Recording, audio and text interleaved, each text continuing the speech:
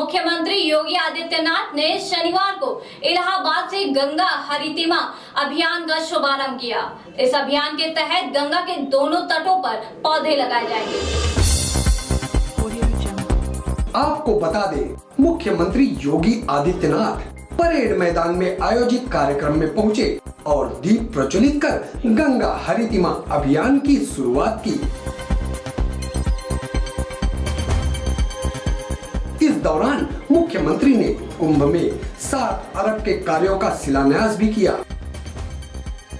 कार्यक्रम में लोगों को संबोधित करते हुए सीएम योगी ने कहा कि नदियों को अविरल व निर्मल रखने के लिए दोनों तरफ हरियाली बेहद जरूरी है। गंगा हरितिमा अभियान से गंगा को नया जीवन मिलेगा। सीएम ने कहा, हर व्यक्ति को एक पेड़ जरूर लगाना चाहिए। पेड़ लगने से नदियों में बाढ़ नहीं आएगी। मुख्यमंत्री ने लोगों से गंगा हरितिमा अभियान से जुड़ने की अपील की और बताया कि यूपी में गंगा के किनारे सभी गांव ओडीएफ हो चुके हैं। उन्होंने कहा, सरकार कुंभ के लिए हर संभव मदद कर रही है। कुंभ में स्वच्छता पर खास फोकस रहेगा। कुंभ में दुनिया के 192 देशों के राजदूत व श्रद्धालु आएंगे। बांदा में अवैध संबंधों की वजह से पत्नी ने अपने पति की हत्या करवा दी। हत्या करने वाला और कोई नहीं बल्कि मृतक का भाई ही था। आरोपी ने खेत में गेहूं काटते समय पीछे से अपने भाई को गोली मार दी, जिससे उसकी मौके पर ही मौत हो गई। दरअसल आरोपी पत्नी अपने पति के व्यवहार से तंग आ चुकी थी और इसी वजह से उसका अपने देवर के साथ अवैध संबंध हो गया था, जिसके बाद दोनों ने मिलकर हत्या की साजिश रच दी। मारता था, गाली देता था, मतलब इतने दिन हो गए, एक दिन की बात थी, ऐसी बात नहीं कि मतलब गाली ना दिया वो मारता तो 1-2 दिन बाद ऐसे ही मारता था। कानूनी कार्रवाई नहीं करवाई? तो तुमने देवर से बताई थी? हम सबको मालूम था, सबको बताया है, लेकिन कोई इस बात को मतलब। तो ऐसी क्या बात हो गई कि देवर ने ही मार दिया? क्या देवर से भी संबंध थे क्या तुम्हारे? सर पहले नहीं कुछ था, लेकिन वो सबको कहता था। जो कोई भी रास्ते से जाता था तो उसको भी कहता था, ससुर को कहता था, मतलब चाचा को कहता। तुम्हारे पर लांछन लगाता था? जी सर, जब वो ऐसे करने लगा तो मैं जुलाई से मैंने कहा अभी तक तो नहीं किया हूँ, लेकिन अब करूँगी। तो फिर देवर से संबंध हो गए? जी सर, फिर मैं उससे किया, फिर उसने मारने की कोशिश। पुलिस ने आरोपी देवर और पत्नी को गिरफ्तार कर संगीन धाराओं में जेल भेज दिया है। वो खेत में गेहूं काटने गए हुए थे, उस समय उनकी गोली मारने की सूचना प्राप्त हुई, जिसका मुकदमा पंजीकृत किया गया और विवेचना की गई। विवेचना के दौरान तथ्य प्रकाश में आए कि मृतक का छोटा भाई और उसकी पत्नी के आपस में अवैध संबंध थे। अवैध संबंधों को लेकर उसमें विवाद हुआ, तो इस लेकर के भाभी ने, उसकी पत्नी ने, मृतक की पत्नी ने अपने रास्ते से हटाने के लिए अपने देवर से मिलकर उसकी हत्या कर दी। उसके संबंध में आज उसको गिरफ्तार किया गया, उसकी पत्नी को और उसके भाई को, और आला कतल बरामद हुआ। 315 रुपये तमंचा, कारतूस लगा हुआ उसमें खोखा। नेपाल के प्रधानमंत्री केपी ओली ने शनिवार को पीएम मोदी से मुलाकात की। दोनों देशों के शीर्ष नेताओं के बीच हुई इस मुलाकात के दौरान कई समझौतों पर हस्ताक्षर हुए। मीडिया को संबोधित करते हुए पीएम मोदी ने कहा कि दोनों देशों के बीच एक नई रेल लाइन बनने के लिए समझौते पर हस्ताक्षर हुए हैं। पीएम मोदी ने कहा कि दिल्ली से काठमांडू तक नई रेल लाइन का निर्माण कराया जाएगा। भारत की आर्थिक प्रगति नेपाल की संपन्नता का एक सहज मार्ग बन सकता है। दोनों देशों के बीच ट्रांसपोर्ट कॉरिडोर्स, विकास के हाईवेज बन सकते हैं।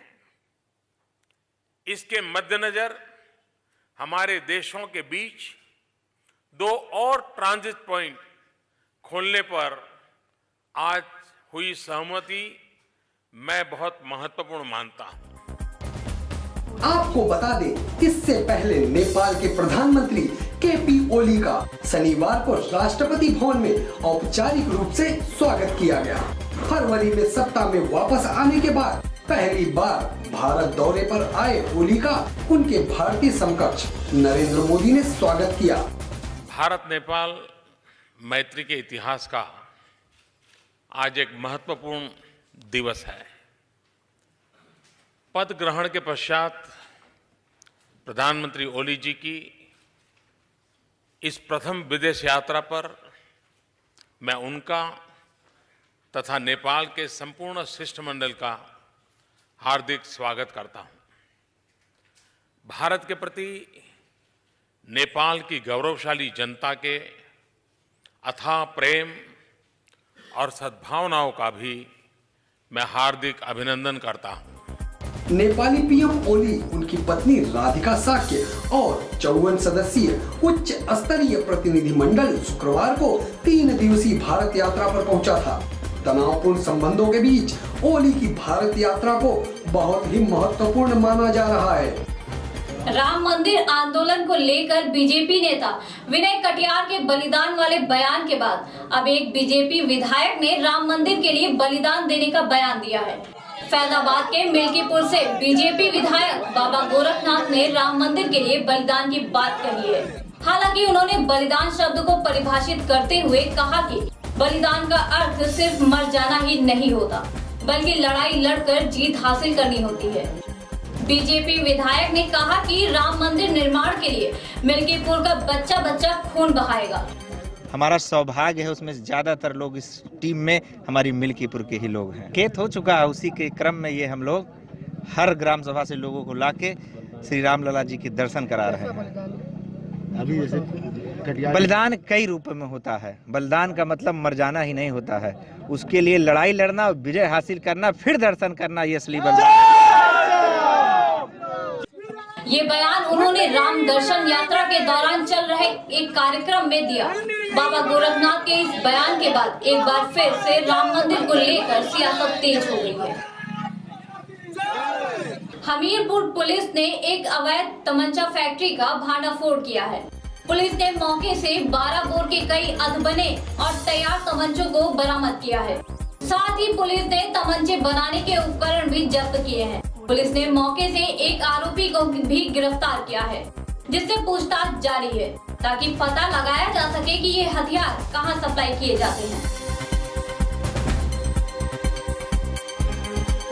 हापुड़ में मौसम के बदले मिजाज की वजह से एक महिला की जान चली गई। दरअसल अचानक बदले मौसम की वजह से धूल भरी तेज आंधी चलने लगी, जिससे बचने के लिए महिला ने दीवार का सहारा लिया, लेकिन ये दीवार ही महिला के ऊपर भरभरा कर गिर गई। दीवार के मलबे में दबकर 35 साल की लता की मौत हो गई, जबकि 2 लोग गंभीर रूप से घायल हो गए, जिन्हें निजी अस्पताल में भर्ती कराया गया। ये मतलब खेत से गेहूँ काट के आ रहे थे। दो महिला थी, मतलब कि एक यहाँ के कंदौली की थी, मतलब एक आदमी। तो तीनों दीवार के सहारे खड़े हो गए धूल से बचने के लिए।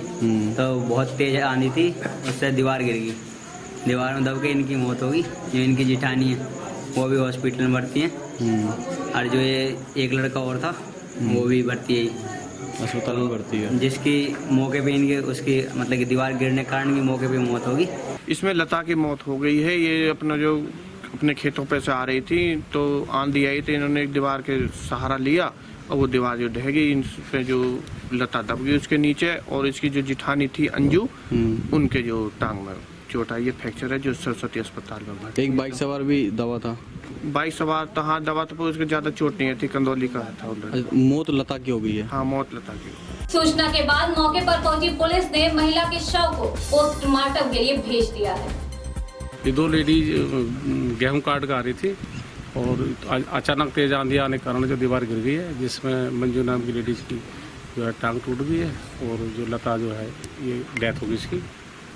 पंचायत में की पोस्टमार्टम कार्रवाई की जाएगी। कृष्ण की नगरी मथुरा में जहां भी नजर जाएगी गंदगी का अंबार लगा दिखेगा। सूबे में सरकारें बदलती रहीं, लेकिन किसी ने भी मथुरा को साफ करने की कोशिश नहीं की। लेकिन अब सूबे की योगी सरकार ने शहर को साफ करने का बीड़ा उठाया है। शहर को साफ रखने के लिए बीजेपी सरकार कूड़ा की समस्या को दूर करने के लिए जल्द ही कूड़ा निस्तारण प्लांट शुरू करने जा रही है। सरकार में ऊर्जा मंत्री श्रीकांत शर्मा ने मथुरा के कूड़ा निस्तारण प्लांट का निरीक्षण किया। देखिए, हमारी केंद्र और राज्य सरकार का एक स्वच्छता को लेकर एक बहुत बड़ा अभियान पूरे देश और प्रदेश में चल रहा है। और कूड़ा, हम घर से कूड़ा उठाने से लेकर कूड़े के निस्तारण तक एक प्रक्रिया को हम अलग अलग शहरों में इम्प्लीमेंट कर रहे हैं। और उसी क्रम में आज यहाँ मथुरा और वृंदावन जो नगर निगम पूरा क्षेत्र है और इसके आसपास 50-60 किलोमीटर का एरिया है, जहाँ कूड़ा है उसका निस्तारण कैसे किया जाए, उसी के लिए यहाँ आज ये व्यवस्था है। और बहुत जल्दी यहाँ एक 3 किलोवाट या 4 किलोवाट का मतलब कूड़े से बिजली बनाने वाला संयंत्र की बातचीत हमने यहाँ की है। उसका एक प्रोसेस है, उसका एक विज्ञापन हम लोग करेंगे और उसका टेंडर करेंगे। श्रीकांत शर्मा की माने तो गंदगी से निजात पाने के लिए सॉलिड वेस्ट मैनेजमेंट योजना के तहत बंद पड़े कूड़े के प्लांट को जल्द टेंडर उठाकर शुरू किया जाएगा। मंत्री जी के मुताबिक 6 महीने में शहर के लोगों को कूड़े से निजात मिलना शुरू हो जाएगा। पिछले साल सूबे की सत्ता संभालने से पहले योगी सरकार ने चुनाव प्रचार के दौरान जनता से तमाम वादे किए थे। इन वादों में से एक था भूमाफियाओं पर नकेल कसना, लेकिन सरकार को 1 साल बाद बीतने के बाद भी भूमाफिया सक्रिय हैं। यही नहीं, जमीनों पर अवैध कब्जों की शिकायत के लिए शुरू किया गया एंटी भूमाफिया पोर्टल भी बेअसर साबित हो रहा है। जालौन के नेशनल हाईवे 27 पर इरशाद खान की पुश्तैनी जमीन है, जिस पर भूमाफियाओं की काली नजर पड़ गई। इन माफियाओं ने इस जमीन पर कब्जा कर वहां निर्माण शुरू कर दिया। इरशाद ने इसकी शिकायत एंटी भूमाफिया पोर्टल पर की, लेकिन उसकी सुनवाई नहीं हुई। इसके बाद एसडीएम से मामले की शिकायत की गई। बजाय जमीन खाली कराने के एसडीएम साहब खुद ही इरशाद पर निपटारा करने का दबाव बनाने लगे। इरशाद की माने तो एसडीएम साहब ने उनकी शिकायत की फाइल तक फेंक दी। अरे जबरिया मेरी पैतृक जर्जात है 36 नंबर की, और ये लोग कह रहे हैं कि जो है मैंने जो है वसीयत करवा ली है, फलाना करा लिया, ठिकाना करा लिया। जबरिया जो है बाहुबली बन के और जो है गुंडई दिखा रहे हैं। परसों के दिन गया था मैं शिकायत करने जो है उसमें जो है तहसील दिवस में, तो और कह रहे थे कि तुझको अंदर डाल देंगे हम। पुरखों की ज़मीन है और वो जो है करीब 100 साल से पुराना जो है रकबा है, और उस पर बूढ़े मेंबर वगैरह उन्होंने कब्जा करा दिया था, दूसरों को बेच दिया। बेचने के बाद अभी उस पर कब्जा होने लगा, तो उस पर शिकायत करने गए तो सीओ और एसडीएम सतीश कुमार ये सब पैसा लिए बैठे हैं। जो भी है हमारी सुनवाई नहीं कर रहे हैं किसी बात की।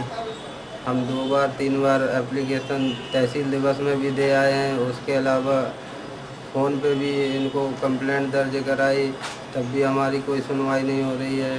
रजिस्ट्री वगैरह भी की है हमने। अगर इरशाद की बात सही है तो क्या एसडीएम साहब भी भूमाफियाओं के साथ मिले हुए हैं? ये हम इसलिए कह रहे हैं क्योंकि जब मीडिया ने उनसे इस मामले में सवाल किया तो एसडीएम सतीश चंद्रा उल्टा मीडिया पर ही भड़क गए और मीडिया कर्मियों को ही जेल में डालने की धमकी तक दे डाली। यकीन ना हो तो खुद देख लीजिए। आप कह रहे हो विवाद हो जाएगा, तो अभी हम अरे मान लीजिए अभी हम अपने पावर का प्रयोग करेंगे, उठा के अभी आप लोगों को चला हम लोग पत्रकारों को ही बंद करा देंगे। हम बिल्कुल बंद करा देंगे। अरे क्यों नहीं बंद करा देंगे? कैसे? जहाँ विवाद होगा पक्षों को बंद नहीं कराएंगे। विवाद की बात ही नहीं है, कागज आदमी दिखा रहा है। विवाद नहीं तो क्यों आए हो? तो कागज नहीं आप विवाद नहीं है तो क्यों आए हो? कोई कागज ही नहीं आप देख रहे हैं, बताइए कागज कब से? आप जाओ। इन तस्वीरों को देख के ऐसा लगता है कि खुद एसडीएम अब भूमाफियाओं के हाथों की कठपुतली बन गए हैं, क्योंकि इन्हें किसी का डर नहीं है। ये हम नहीं, खुद एसडीएम साहब कह रहे हैं। इतना शिकायत करना हो कर चलिए ठीक है, बहुत बढ़िया। इतना शिकायत करना हो सस्पेंड करा दीजिए, बर्खास्त करा दीजिए। दरखास्त थोड़ी होता है, जब कागज आपको आदमी दे रहा है, कागज आप देख ही नहीं रहे हो उसको कि सही गलत कौन है, तो शिकायत की बात तो बात की है ना। हमारे खिलाफ शिकायत है तो हम क्या देखें भाई? हमसे योगी जी देख लीजिए अपने अधिकारियों को, जो खुलेआम भूमाफियाओं की पैरवी कर रहे हैं और मीडिया को डरा रहे हैं। योगी जी, आपने जनता से जो वादे किए थे, इस तरह के अधिकारी उन वादों पे पानी फेर रहे हैं। Bureau report, prime TV.